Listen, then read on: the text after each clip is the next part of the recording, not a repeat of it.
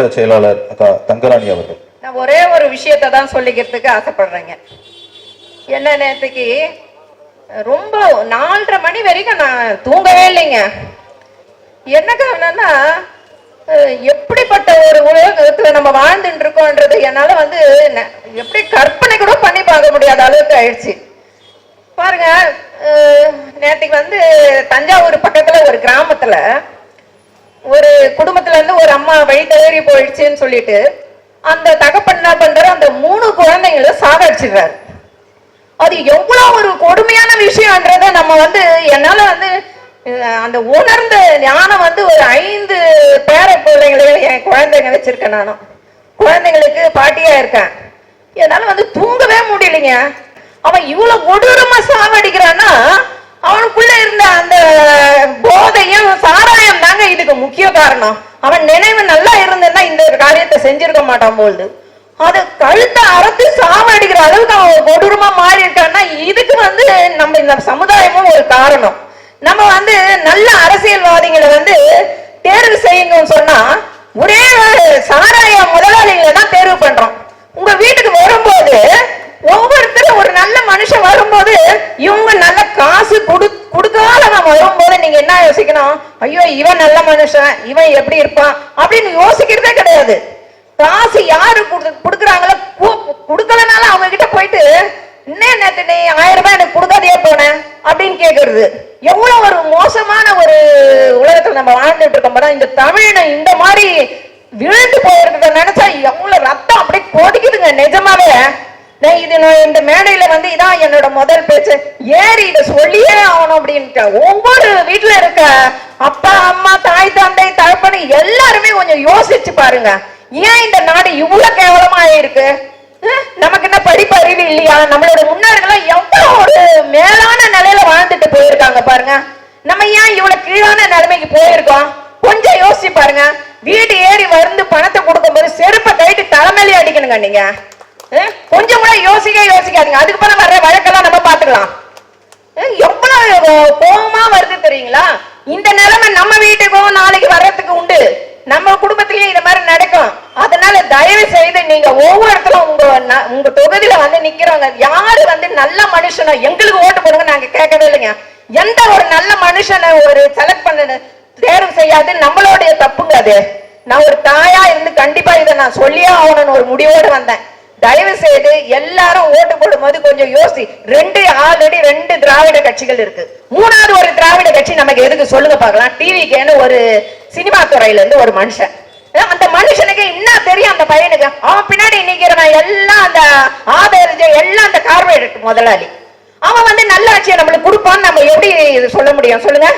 கொஞ்சம் கூட யோசிக்கிறதே கிடையாது. நம்ம எவ்வளவு ஒரு என்ன அண்ணா அடிக்கடிக்கு சொல்லுவாங்க, நம்ம ஒரு எப்படிப்பட்ட ஒரு இடத்துல இருந்து வந்திருக்கோம் தமிழன் சொல்லிட்டு நீங்க இந்த மாதிரி இவ்வளவு கேவலமா முறையில மாறிட்டு வருது அப்படின்னு அப்படியே ஒரு ஜாம்பி கூட்டம் மாதிரி அப்படின்னு அந்த விஜய் கூட்டத்துல ஜனங்க நிக்குதுங்க. அதுலயும் எனக்கு ரொம்ப ரொம்ப கோபமா வந்தது என்னன்னா, அவர் இப்படி கை வச்சுட்டு ஒரு அந்த சிரிப்பு பயங்கரமான ஒரு அலட்சியமான சிரிப்புங்க. அது கையை லைட் ஆஃப் பண்ணி போட்டு இந்த ஜனங்க அப்படியே எதிர்க்கணுங்கிற இந்த ஜாம்பிங்க இங்கிலீஷ் படத்துல கையை தூக்கி தூக்கி தூக்கி தட்டின்னு கத்துதுங்க பாருங்க.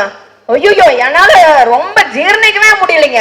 ஜீர்ணிக்க முடியாத இன்னைக்கு இந்த ஸ்டேஜ ஏறி கொஞ்சமாவது என் பேச்ச கேட்டு யாராவது ஒரு 2 பேர் விழிப்புணர்வு அஞ்ச கூட பெரிய விஷயம் நினைக்கிறேங்க. அவ்வளவு கோபம் வருதுங்க எனக்கு. என் குடும்பத்திலேயே நானும் இருக்கேன். போதகர் ஒரு இனத்து மேல சண்டை போட்டு போரிட்டு தான் அந்த காலத்துல ஒரு இனத்தை அழிச்சான். இந்த தமிழ் இனத்தை அழிக்கணும்னு சொல்லிட்டு ஐயோ எத்தனை சாராய கடைங்க, ஒரு தெருவுல சாராய கடையும் மருந்து கடையும் தவிர்த்து மீதி எல்லா கடையும் இந்த கடை தாங்க அதிகமா இருக்குது. அப்ப ஒரு இனத்தை எப்படி அழிக்கணும்னு முடிவு பண்றான் பாருங்க. அதுதான் இந்த கார்பரேட் முதலாளியோட புத்தி. நம்ம இத கொஞ்சமாவது மேடைக்குமே நாங்க யாருமே இதை உங்களுக்கு விழிப்புணர்வு பண்ணலன்னா பரவாயில்ல. தெருமுனைக்கு கூட்டம் போட்டு ஒவ்வொரு 15 வருஷமா அந்த மனுஷன் கத்திய சாவறாரு. தொண்டையில ரத்தம் வழியா அதெல்லாம் எங்களுக்கு அப்படியே துடிக்குதுங்க மனசு. அதுல இருந்து தான் நாங்க இப்ப வெளியே நம்மளுக்கு என்ன இருக்கு, இந்த ஜனங்களுக்கு கொஞ்சமாவது சொல்லி புரிய வைக்கலான்றதுனால தாங்க வந்ததே. இத அவ்வளவு வெறியம் கோபமா வருது உங்களுக்கு. நம்ம என்ன ஒரு தடவை சொல்லும் போது புரிஞ்சுக்க மாட்டோம். நம்ம வீட்டுல கூட இந்த ஜனங்களை பாதி லேடிஸ வீட்டுக்குள்ளேயே இருக்க பெரிய ராட்சசன் அந்த டிவி சீரியல்.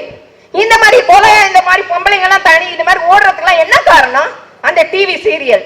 இந்த ஜென்ஸுங்கெல்லாம் இந்த மாதிரி போறதுக்கு அந்த குடி. இந்த பசங்க சின்ன பசங்க சின்ன ஸ்கூல் பசங்க எல்லாம் பாருங்க போதை அப்படியே மயக்கத்திலே தான் அப்படி இருக்காங்க. எதனா பேசுறதுக்கு கூட பயமா இருக்கு. அவங்க ஒவ்வொரு வீட்டுல இருக்கிற அப்பா அம்மாவன் தயவு செய்து யோசிங்க. ஓட்டு போடும்போது நமக்கும் இந்த நிலைமை, நம்ம குழந்தைங்க வீட்டை விட்டு வெளியே போகும்போது ஐயோ நல்லபடியா வருவாங்களா அப்படின்னு நம்ம தலைமுறையோட இந்த லஞ்சம் ஊழம் இந்த போதை மது எல்லாமே தொலைஞ்சு போயிட்டாங்க. நம்மளோட குழந்தைங்களாவது இனி நல்லபடியா வளர்த்தோம். அதை நினைச்சு இனிமேல் ஓட்டு போடுங்க தயவு செய்து. நன்றி, வணக்கம். மாநில ஒருங்கிணைப்பாளர் அக்கா உமா கருணன் அவர்கள். அனைவருக்கும் புரட்சி வணக்கம். அக்கா தங்கராணி அவங்க பேசினாங்க. அவங்களுடைய கோபம் எல்லாமே நியாயமானது தான். இப்போ அதே தாய் உள்ளத்தோட தான் நானும் பேசுறேன். என் மகனுக்காக வந்து நம்ம குழந்தைகளுக்காக வந்து தான் நம்ம அடுத்த தலைமுறையை பத்தி நம்ம நினைக்கிறோம் இல்லையா? யாராவது நினைக்கிறாங்களா? எதுக்காக அந்த மனுஷன் கத்திட்டு இருக்கிறாரு? இந்த 15 வருஷமா கத்திட்டு இருக்கிறாரு. தன்னுடைய ரத்தத்தை வேறையா சிந்தி கத்திட்டு இருக்கிறாரு. எதுக்காக? தான் பிள்ளை வளரணும் அப்படின்றதுக்காகவா? மக்கள் கொஞ்சம் சிந்திக்கணும். இந்த மலையை வெட்டுறாங்க, காடை அழிக்கிறாங்க, இதனால என்ன ஆகுது? நம்ம அடுத்த தலைமுறை வாழ வேண்டாமா? நல்ல சுவாச காத்து வேண்டாமா? உங்களுக்கு பிள்ளைங்களுக்கு நல்ல நீர் கிடைக்க வேண்டாமா? இப்ப எல்லாமே தண்ணி முதற்கொண்டு எல்லாமே வெளியே வாங்குறோம், காசு கொடுத்து நம்ம வாங்குறோம். நம்ம இதே 20 வருஷத்துக்கு முன்னாடி நம்ம யோசிச்சிருப்போமா? தண்ணியை காசு கொடுத்து வாங்குவோன்ட்டு. இப்ப அடுத்து என்ன ஆகும்? காத்தும் நம்ம சுவாசிக்கிற காத்தும் நம்ம காசு கொடுத்தா வாங்குற நிலைக்கு நம்ம இந்த தள்ளப்பட்டு விட்டுவோம். எதனால? இந்த எல்லாமே இந்த கார்பரேட் நிறுவனத்தை தான் அவங்க சம்பாதிக்கிற அவங்களுக்காக மட்டும்தான் இந்த அரசாங்கம் எல்லாம் இயங்குதை தவிர மக்கள் நல்லனுக்காக எந்த இதுவும் இங்க இயங்கல. அடுத்து நான் என்ன சொல்ல வரேன்னா, இந்த மக்களையே நான் கொஞ்சம் மக்கள் மேலே எனக்கு கோபம் இருக்கதான் செய்யுது. இந்த மாடுக்கு ஒரு சூடு சொல்லுவாங்க, பாலுக்கு ஒரு பூனைக்கு பால் வச்சுன்னு சூடு பால் வச்சுன்னு வச்சுங்களேன், அடுத்த முறை வந்து அது குடிக்காது. குடிச்சு ஒரு முறை வந்து தொட்டு பார்த்துச்சுன்னா அது சுடுதுன்னு சொல்லிட்டு அடுத்த முறை வரவே வராது. இந்த 60 ஆண்டு காலமா மக்கள் திரும்ப திரும்ப அவங்களுக்கே ஓட்டு போட்டு அவங்களே வெள்ள வச்சு என்னத்தை பார்த்தீங்க? மறந்துட்டு போய் நீங்க இந்த காலத்துல 100 ரூபாய் 500 காசு வாங்கிட்டு மறந்துட்டு போயிருக்கீங்க. வாங்கிட்டு அடுத்து வாழ போறது யாரு? நம்ம பிள்ளைங்க தானே வாழணும். இதை கொஞ்சமாவது சிந்திக்கணுமா இல்லையா? நான் இதான் முதல்ல நான் பேசுறேன். என்னோட கோபம் தான் என்னோட கோபம். இது என்ன செய்யறது? நம்ம மக்கள் நம்ம அண்ணனை ஜெயிக்க வைக்கணும். எப்படியாவது நம்ம அண்ணனை ஜெயிக்கணும். இதுதான் நமக்கு இது. அடுத்த முறை தயவு செய்து விவசாய சின்னத்துக்கு ஓட்டு போடுங்க. திரும்ப திரும்ப மறுபடியும் அவங்க கிழக்கே ஓட்டை போட்டு அவங்களே வர வச்சு திருப்பி மக்கள் சரியில்லை சொல்லிட்டு பெருந்தலைவர் காமராஜ் ஐயா சொல்லியிருக்கிறார். என்ன இந்த நடிகனுக்கு ஓட்டு போட்டா அவன் யாருக்கிட்ட கொடுத்துட்டு போவான்? திருப்பி அதே தான் நம்ம இந்த தப்பா செய்யறோம். நம்ம அதை யோசிக்க மாட்டீங்களா? மக்கள் கொஞ்சம் சிந்திச்சு வாக்கு செலுத்துங்க. இந்த திமுக ஈர வெங்காயம் பெரியாரே சொல்லியிருக்காரு என்னன்ட்டு, இந்த திமுக கட்சியில இருக்கிறவன் அவன் திருடன் அவங்களே சொல்லியிருக்கான். அவங்க கட்சியை அவங்களே சொல்லியிருக்கிறாங்க. மக்கள் சிந்திச்சு வாக்கு செலுத்துங்க. தயவு செய்து விவசாய சின்னத்துக்கு ஓட்டு போடுங்க. நன்றி, வணக்கம்.